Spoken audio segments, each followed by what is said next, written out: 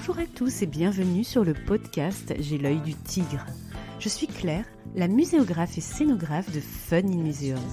Mon métier, c'est d'aider les musées, les équipements touristiques et tous les professionnels du patrimoine à trouver des solutions pour booster, rendre waouh l'expérience de leurs visiteurs. Chaque semaine, je vous donne les stratégies, les astuces et surtout de la bonne humeur pour réinventer avec moi le monde des musées, les rendre plus fun et vraiment accessibles à tous. Alors mettez-vous à votre aise, installez-vous confortablement et c'est parti pour l'épisode du jour.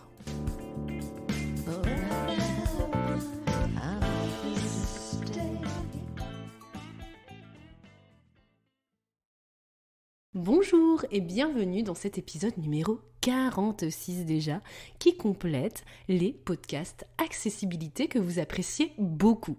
Souvenez-vous, l'épisode 14 sur les seniors avec Micheline et Jean-Pierre, l'épisode 23 sur les profils sensoriels et les modes d'apprentissage différents pour chacun d'entre nous, avec un test pour découvrir les vôtres en prime, l'épisode 34 sur le label Tourisme et Handicap, et enfin l'épisode 39 que vous avez beaucoup écouté sur la méthode de rédaction facile à lire et à comprendre, le FALC.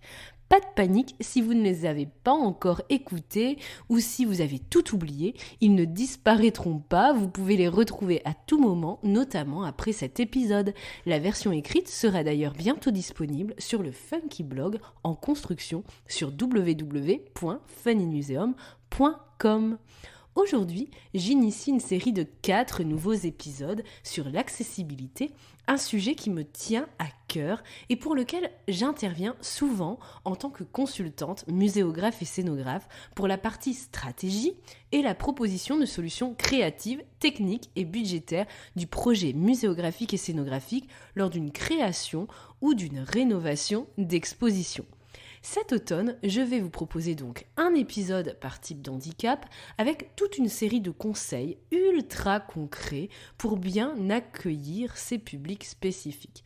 Vous allez voir, comme nous l'avons rappelé dans l'épisode 34 avec Emma du Musée de la Résistance et de la Déportation de Toulouse sur la démarche d'obtention du label Tourisme et Handicap, nous sommes souvent sur du bon sens, des choses tellement simples que parfois on n'y pense même pas.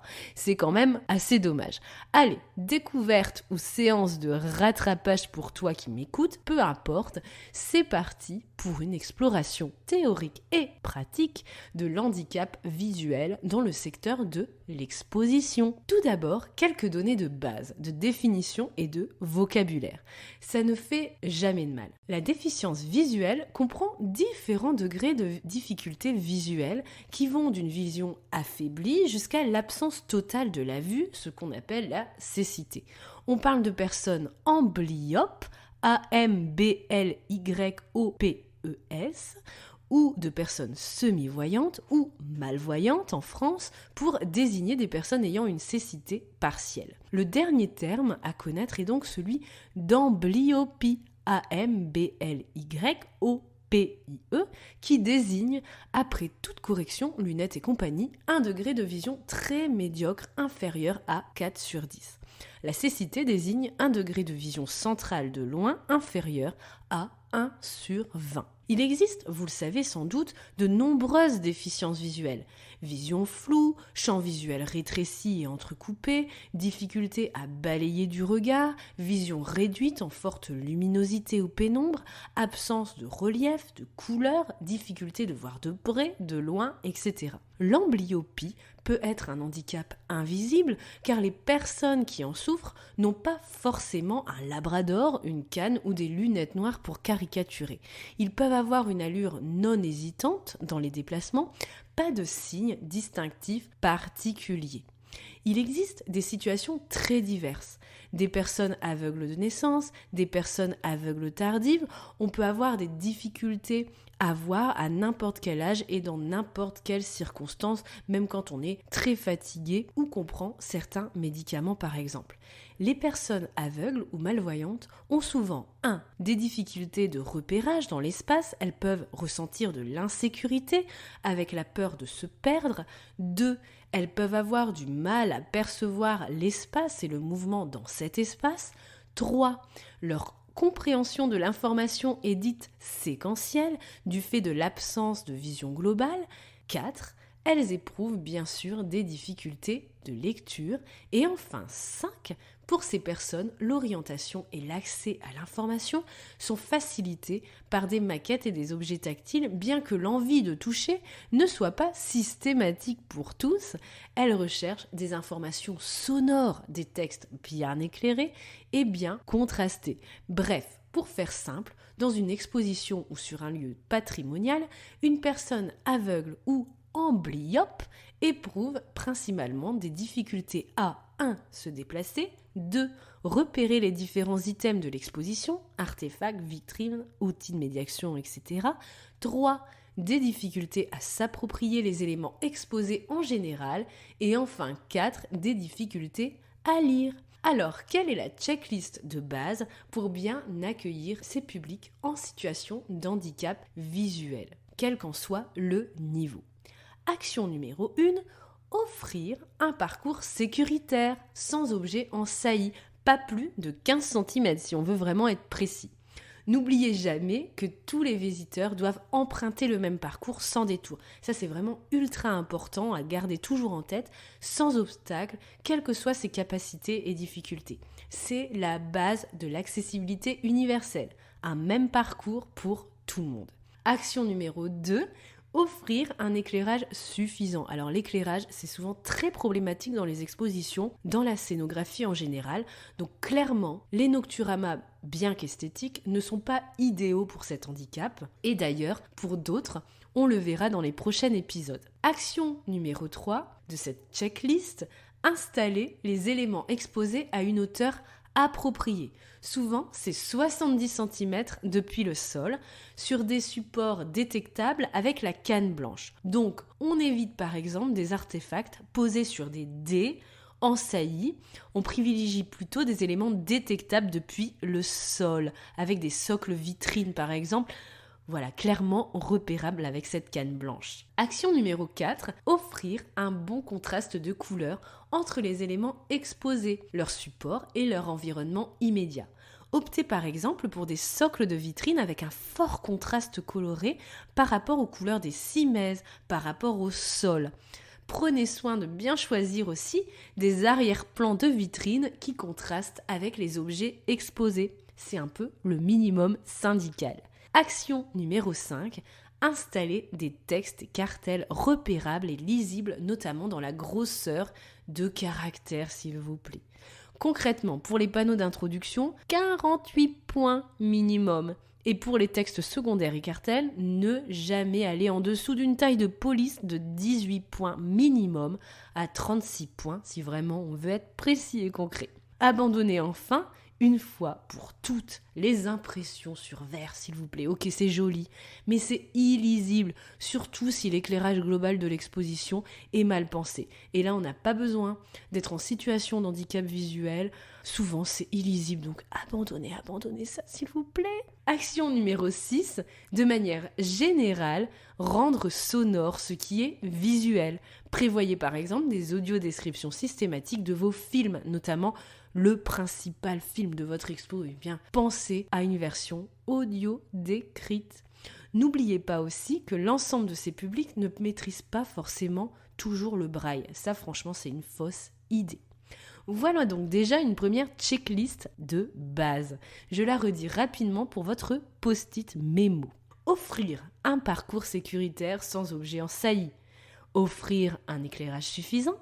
Installer les éléments exposés à une hauteur appropriée, 70 cm, sur des supports détectables avec la canne blanche. Offrir un bon contraste de couleurs entre les éléments exposés, leur support et leur environnement immédiat, mur, sol, etc.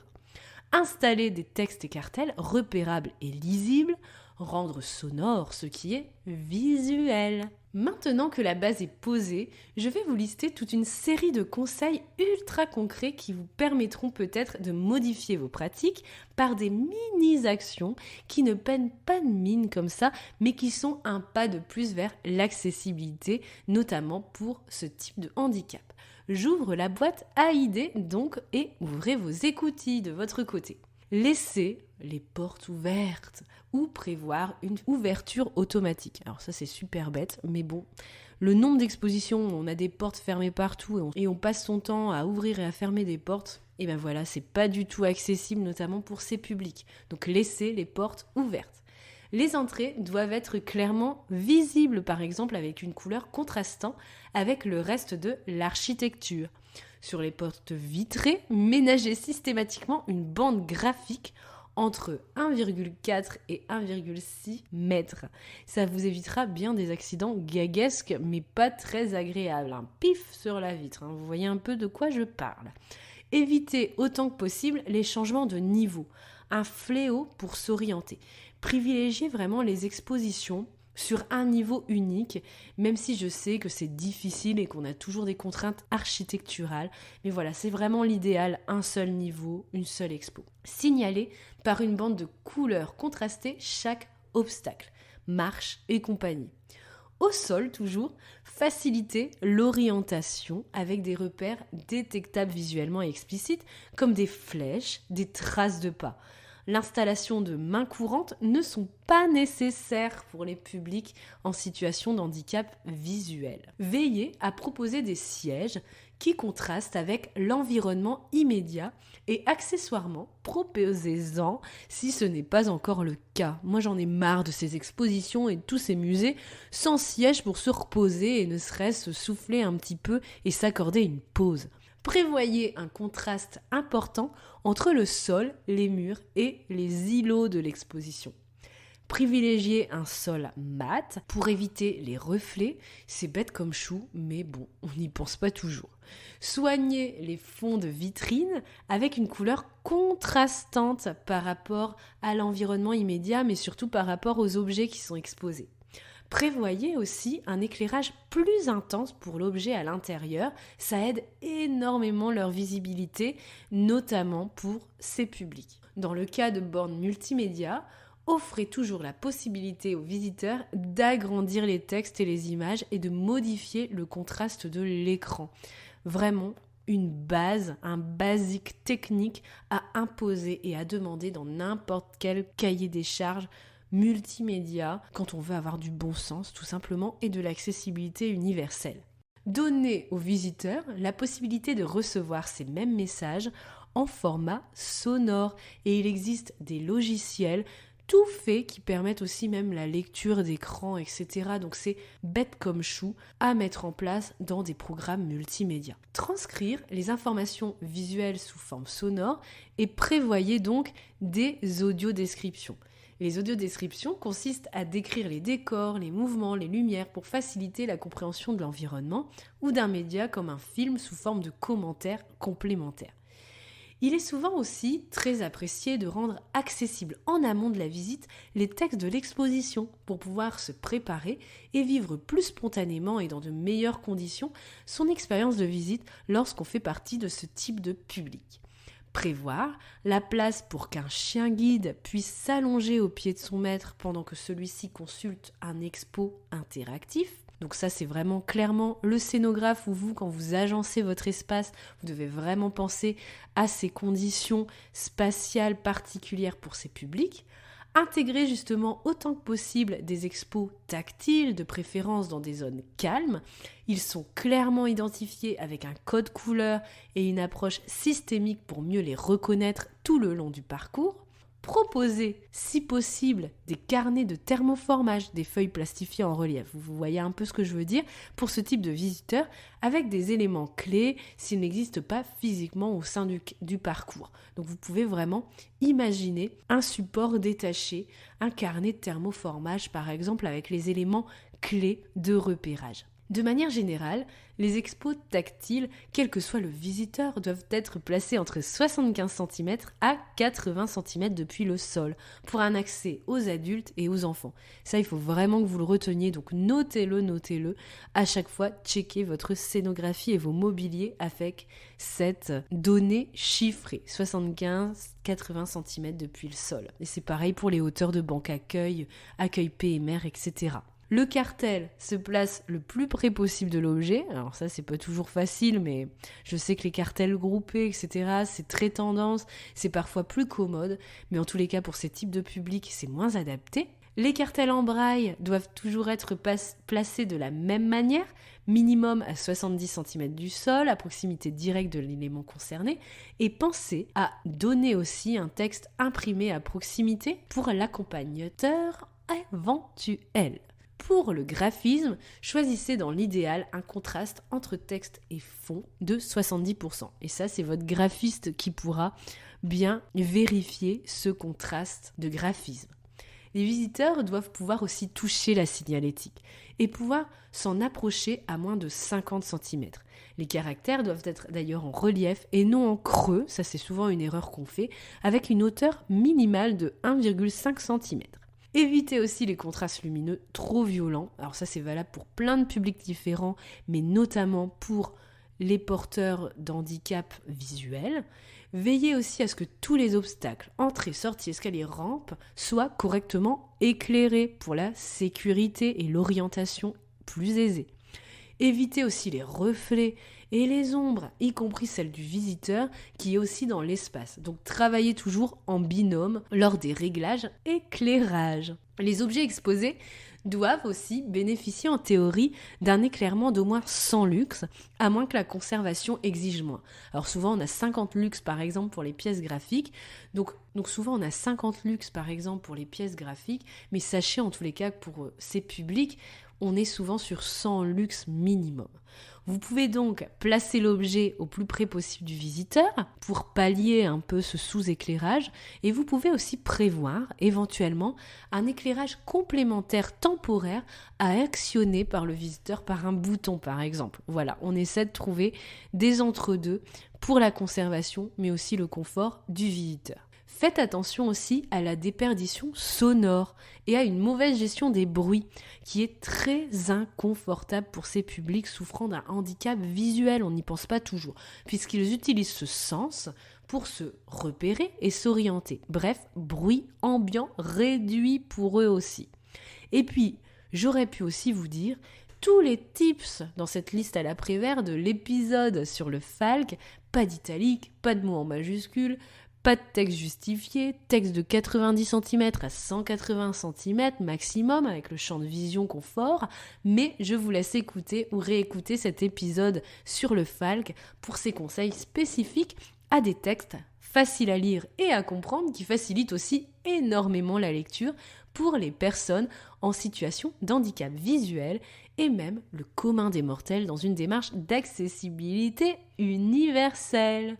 Voilà pour cette liste à l'après-vert et tous ces points checklist B.A.B.A. de base pour bien cerner cet handicap visuel dans le domaine de l'exposition. Vous voyez, des tips très concrets, très simples à checker finalement à chaque projet si vraiment l'accessibilité pour ces personnes sont impératifs pour votre projet, mais ça devrait être presque des réflexes et des automatismes, je trouve, pour n'importe quel projet, même quand l'accessibilité n'est pas au cœur de votre démarche d'exposition.